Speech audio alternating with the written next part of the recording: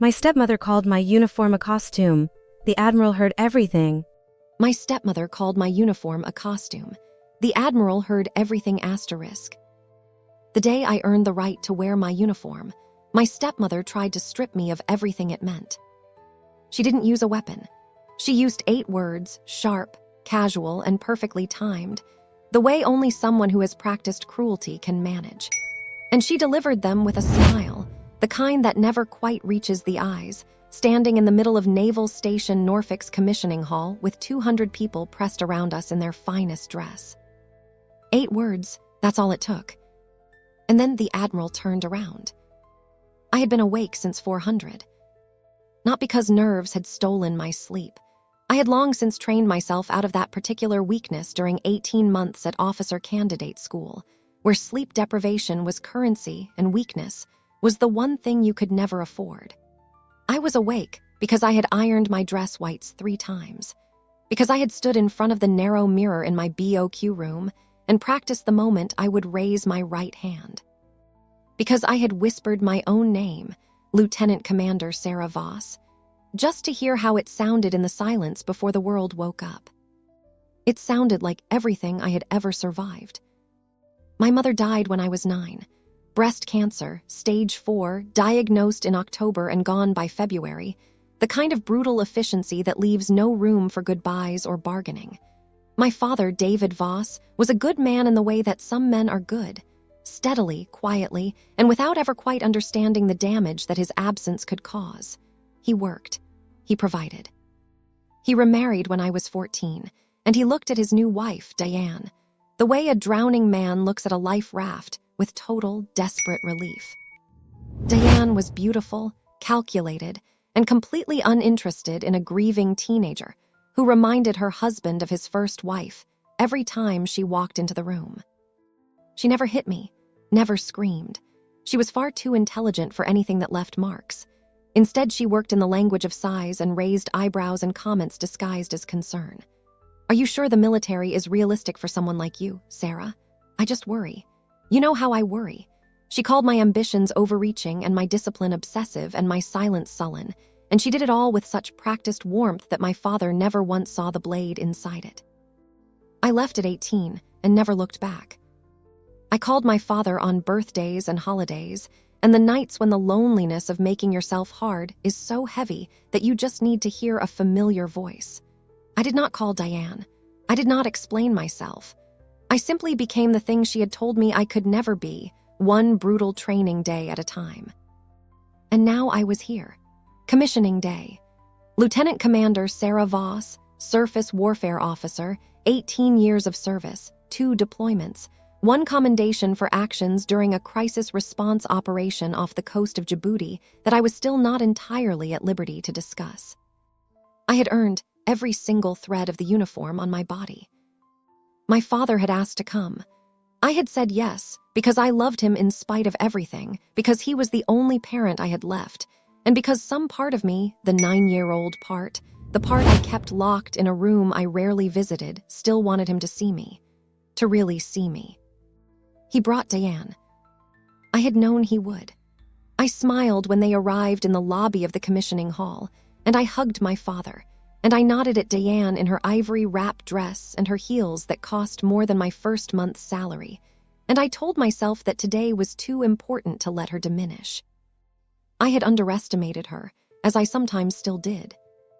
The hall was magnificent in the way that military ceremonies always are: precise, deliberate, soaked in the kind of gravity that civilians feel in their chests without fully understanding why. Gold braid caught the light. Flags stood at rigid attention along the far wall. The rows of seats were filled with families and fellow officers, the quiet hum of conversation carrying the particular warmth of people gathered to witness something that matters. Rear Admiral James Hargrove stood near the front of the room speaking with the base commander. I had met him twice, briefly, the way junior officers meet flag officers, but his reputation preceded him like a bow wave. 41 years of service, commanded 3 ships, silver-haired now, with the kind of stillness that comes from having made the hardest decisions a human being can make and having lived with them every day since. He was not a man who performed authority. He simply was *it, the way gravity simply is. He had specifically requested to personally officiate at today's ceremony.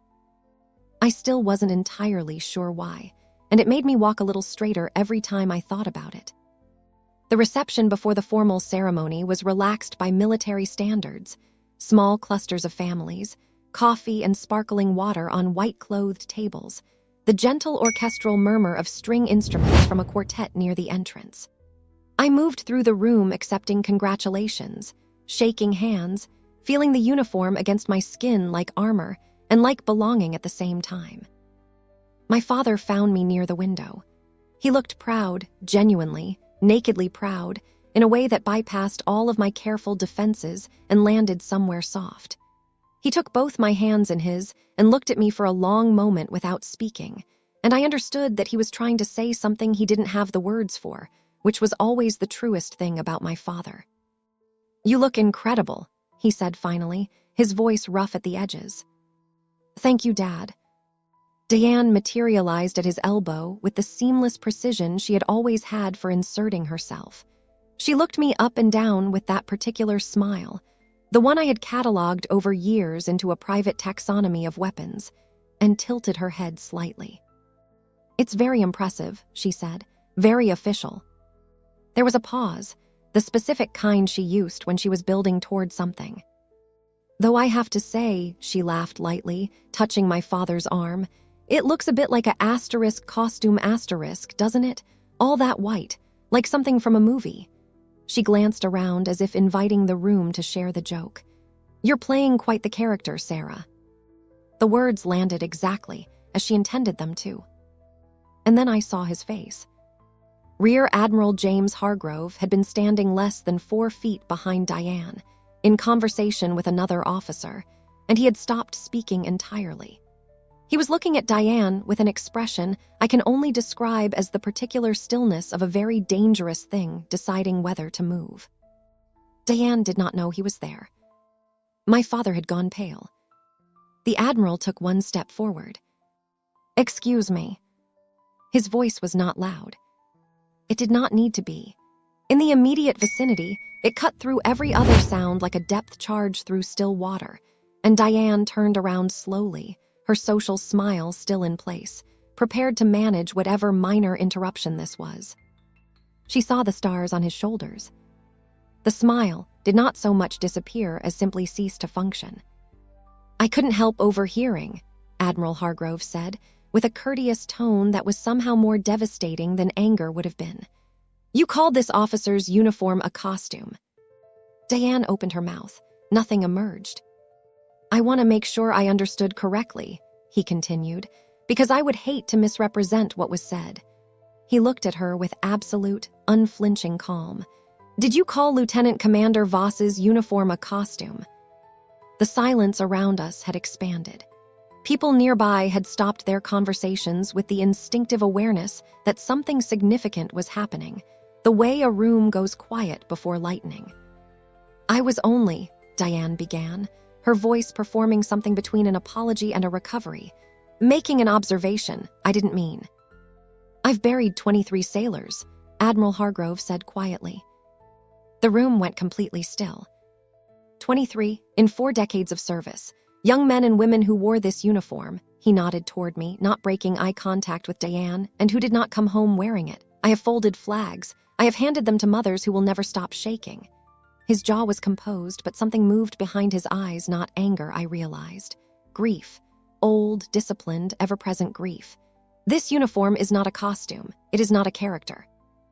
It is the physical record of every sacrifice this officer has made, every sleepless night, every missed holiday, every moment she chose this nation over her own comfort. He paused. Lieutenant Commander Voss completed her first deployment at 24 years old. She has served through 2 overseas rotations and was personally commended for her conduct during a crisis response operation in conditions I am not at liberty to detail in this setting. He glanced at me briefly, and something passed across his face, not quite a smile, but its predecessor. "I requested to officiate today because officers of her caliber deserve to have their service witnessed by someone who understands exactly what it cost." He returned his gaze to Diane with the same unhurried, absolute calm. "A costume," he said quietly, "is something you take off." Diane said nothing. Her face had moved through several colors and settled on a particular shade of white that I recognized as total, irrecoverable humiliation. My father was looking at his wife, as though seeing her clearly for what might have been the first time. The Admiral turned to me. He extended his hand, and I shook it with every ounce of steadiness I had. "Lieutenant Commander Voss," he said, "it is an honor."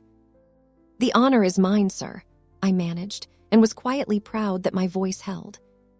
The ceremony itself was flawless. I raised my right hand. I spoke the oath I had first spoken 18 years ago, and it felt different this time, heavier and more luminous at once, the way things do when you have lived long enough to understand what you're actually promising. Admiral Hargrove pinned the new insignia with the kind of precision that is itself a form of respect, and when it was done, he stepped back and held my gaze for one moment. "Carry it well," he said. "Yes, sir." My father was crying in the third row. Real tears, quiet and unashamed, the kind he had never allowed himself when I was a child and needed him to. I chose to let that be enough. Some reckonings happen too late and still matter. Diane sat beside him with her hands folded in her lap and her eyes fixed on a point somewhere near the floor. And I felt, not triumph, which would have been too small a thing, but a complicated, bittersweet release, the feeling of a door finally closing on a room you've been haunting for years.